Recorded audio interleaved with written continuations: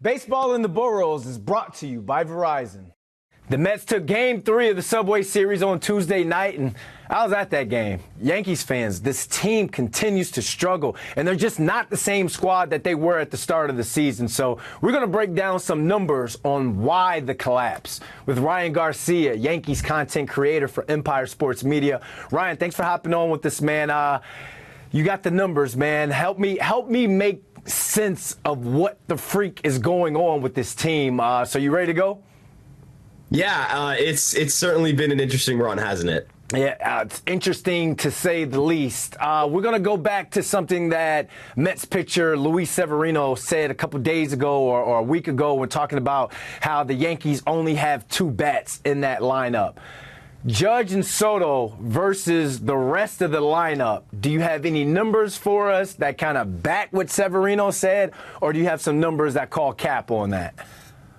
Yeah, look, I mean, there are some interesting hitters, like Wells has gotten better, Rice has had his ups and downs, but as a whole, Luis Severino's right. The Yankees, if you combine Judd and Soto's numbers, they have a 436 OBP, which is on base percentage, and a 631 slugging percentage. But if you take away Judge and Soto, as a group, they have a 299 OBP, that's abysmal, and a 372 slugging percentage. So the guys around Aaron Judge and Juan Soto don't get on base, they don't slug, and that has made them a really tough group to kind of get support from. And as we saw last night, you can kind of beat the Yankees by avoiding pitching to either of them. So, yeah, Severino, he was on point because the numbers show that group without Judge and Soto is abysmal.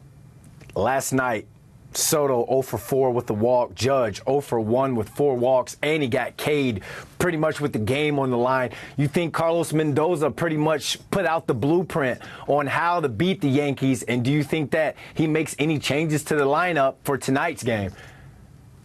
Yeah, I mean, Mendoza had, and credit to Quintana, credit to the pitchers, credit to Mendoza and their game plan. They had the perfect strategy. You just walk Judge and you put J.D. Davis in a situation where he has to come through, and he couldn't. And quite frankly, I don't think he's the kind of hitter that should be on a championship contender. And also it sets Judge up where he doesn't see pitch to hit all night. He's not necessarily in attack mode. You don't know how his swing feels, how he feels. That pitch that Diekman threw for a strike down the middle to open the at-bat was probably the first good pitch he saw all night. So you kind of put Judge on the back burner, and then in the ninth inning in high leverage, you force him to try to figure out, hey, now you have to start swinging. Now you have to be aggressive. I think that messed with Judge, and I think that's the strategy teams have to deploy until the Yankees get some lineup help. Let's talk about the pitching. Hill looked decent, kind of good last night. Carlos Rodon the other day kind of looked like he got his juice back. But you've got numbers for us to show why the pitching hasn't been up to the Yankee standard. What do you have for us? Yeah, I mean, the big problem has been the home runs. They've allowed more home runs than anybody over baseball over the last 30 days with 42. And a metric that I found interesting that I saw while looking at the home runs was that the Yankees have the worst win probability added. And that metric takes into context, situations. So, late and close, a one-run game where you give up a 2-run home run and it blows the lead. Like the Masataka Yoshida home run against Boston, or last night with Michael Tonkin when he gives up that 2-run home run where the Mets take a 2-run lead and that ended up being the difference. So the Yankees in big spots aren't getting those shutdown innings that they need, and that's really hurting them. They're giving up home runs in big spots, and that's the last thing you need to do when you're struggling and your offense isn't getting anything going. Wednesday night, Gerrit Cole is going to be on the mound tonight. Thoughts on Cole on the mound tonight? You think he can defy the metrics?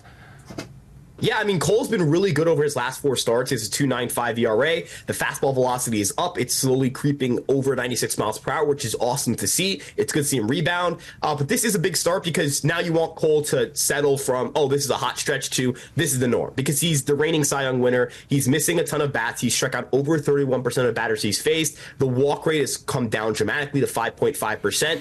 And this is why you pay a guy $36 million a year. It's that he can get on the mound, and when your team desperately needs a win, he can come in, blank the Mets, and give the Yankees a dub. I'm glad you said desperately need the win, because if the Yankees lose tonight, is another second half collapse on its way.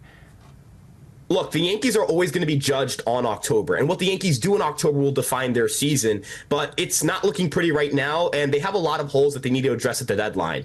Do I think that tonight defines whether they'll go on a slump in August or not? No, but I do think it's important that after, 5 or 6 weeks of slumping, they finally turn it around. Boone has said they were going to turn the corner after that, or they were turning the corner after that Baltimore series. They've gone 2-3 since then. So in my eyes, if you're saying you're turning the corner and that it's close and you're about to click, it's time to show it on the field. I don't need to hear that they had good at-bats. I don't need to hear they made good pitches. I need to see that they're playing good baseball and winning games. Real quick, Soto said it's going to take more than 2 guys to win the World Series.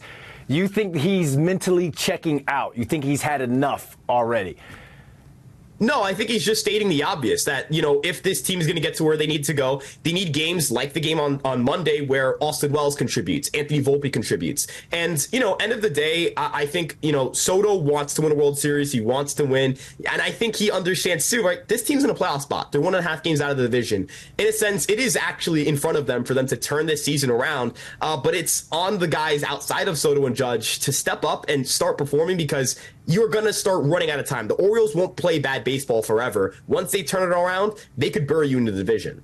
That man, Soto's going to be a Met next year. I'm calling it right now. Steve Cohen is sitting there looking at all this like, yeah, I got to check for that guy. Real quick, shout out your platform. Where can the people find you? Yeah, you can find me on Fireside Yankees and follow me on Twitter at Ryan Garcia ESM. Also, Soto's going to be a Yankee. I'll put that out there. Thanks for hopping on, man.